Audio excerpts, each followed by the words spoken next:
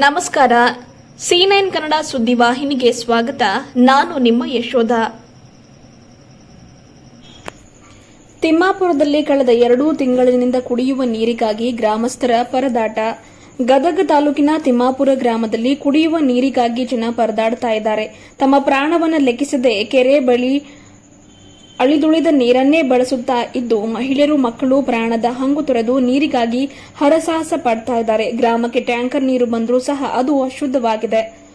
Fluoride ನೀರನ್ನ ಗ್ರಾಮಕ್ಕೆ ಪೂರೈಕೆ ಮಾಡ್ತಾ ಇದ್ದಾರೆ. ಇದರಿಂದ ಆರೋಗ್ಯ ಸಮಸ್ಯೆ ಉಂಟಾಗ್ತಿದೆ ಅಂತ ಟ್ಯಾಂಕರ್ ನೀರು ಬಳಸಲು ಗ್ರಾಮದ ಜನರು ಹಿಂದೇಟು ಹಾಕ್ತಾ ಇದ್ದು ಕೆರೆಯಲ್ಲಿರುವ ಅಲ್ಪ ಸ್ವಲ್ಪ ನೀರನ್ನೇ ಬಳಸುವುದಕ್ಕೆ ಮುಂದಾಗಿದ್ದಾರೆ. ಮಕ್ಕಳು ಮಹಿಳೆಯರು ತಳ್ಳುವ ಗಾಡಿಯಲ್ಲಿ ನೀರು ತುಂಬಿಕೊಂಡು ಏರಿ ಹತ್ತುವುದಕ್ಕೆ ಸರ್ಕಸ್ ಮಾಡ್ತಾ ಇದ್ದಾರೆ. ಗ್ರಾಮಸ್ಥರು ನೀರು ತರ್ತಾ ಇದ್ದಾರೆ ಎಂದು ರೈತರ ಹಕ್ಕು ಕರ್ನಾಟಕ ರಾಜ್ಯ ರೈತ ಸಂಘದ ಜಿಲ್ಲಾಧ್ಯಕ್ಷ ಯಲ್ಲಪ್ಪ ಎಚ್ ಬಾಬರಿ ಅವರು ಈ ಮೂಲಕ ಮಾತನಾಡಿ ಆರೋಪವನ್ನು ಮಾಡಿದ್ದಾರೆ.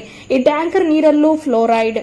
ಈ ಹಿಂದೆ ಗ್ರಾಮಕ್ಕೆ ಬಹುಗ್ರಾಮ ಕುಡಿಯುವ ನೀರಿನ ಯೋಜನೆಯಡಿ ತುಂಗಭದ್ರಾ ನದಿಯಿಂದ ನೀರು ಪೂರೈಕೆ ಮಾಡಲಾಗ್ತಾ ಇತ್ತು. ಆದರೆ ನದಿಯಲ್ಲಿ ನೀರು ಸಂಪೂರ್ಣ ಖಾಲಿಯಾದ ಹಿನ್ನೆಲೆಯಲ್ಲಿ ಪಕ್ಕದ ಹರ್ಲಾಪುರ ಗ್ರಾಮದ ವ್ಯಾಪ್ತಿಯ ಕೊಳವೆ ಬಾವಿ, ಇನ್ನೊಂದು ಪಕ್ಕದ ಕೊಪ್ಪಳ ಜಿಲ್ಲೆಯ ಕುಕನೂರು ತಾಲೂಕಿನ ಎರೆಹಂಚಿನಾಳ್ ಗ್ರಾಮ ವ್ಯಾಪ್ತಿಯಲ್ಲಿನ ಕೊಳವೆ ಬಾವಿಯಿಂದ ನೀರು ಸಂಗ್ರಹಿಸಿ ಟ್ಯಾಂಕರ್ ಮೂಲಕ ನೀಡಲಾಗ್ತಾ ಇದೆ. ಆದರೆ ಎರೆಹಂಚಿನಾಳ್ ಗ್ರಾಮದಿಂದ ಪೂರೈಕೆಯಾಗುವ ನೀರು ಸಾಕಷ್ಟು ಕ್ಷಾರಯುಕ್ತವಾಗಿದೆ.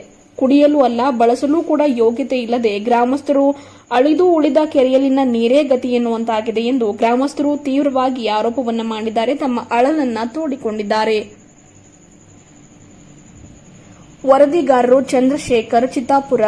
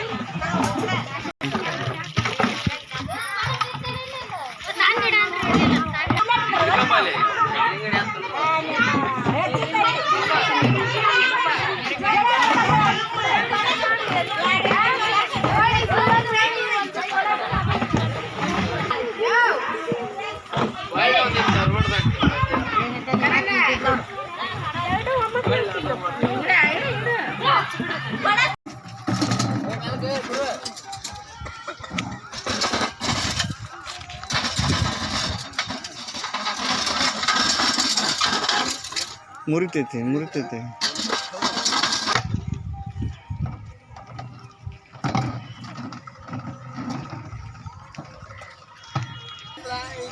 ಯಾರು ಮಾಡಂಗಿಲ್ರಿ.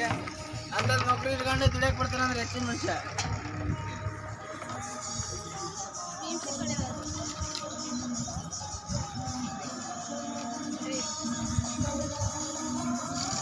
ಟ್ಯಾಂಕರ್ ಚಂದ ನಾನು ಹೇಳ್ತೀನಿ ಮತ್ತೆ ಪ್ರೊಸೀಜರ್ ಪ್ರಕಾರ ಕೆರೆ ಬೇಡ ಟ್ಯಾಂಕರ್ ಕೊಡಲ್ಲ ಅಂತ ನಾನು ಹೇಳ್ತೀನಿ. ನೋಡಿ ಮುಂದೆ ನಿಮ್ಗೆ ಬಿಡ್ತೇವೆ.